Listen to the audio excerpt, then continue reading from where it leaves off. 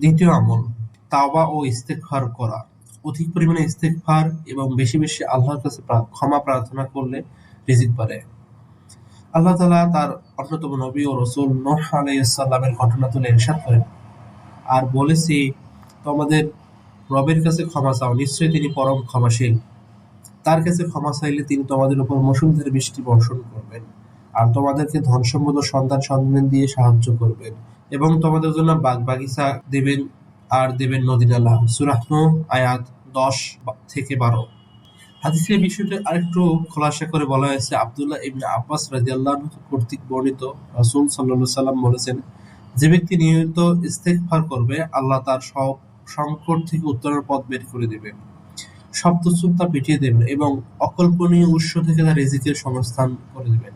আবু দাউদ হাদিস নং 1520, ইবনে বাজা 3819, তাবরানী 6291।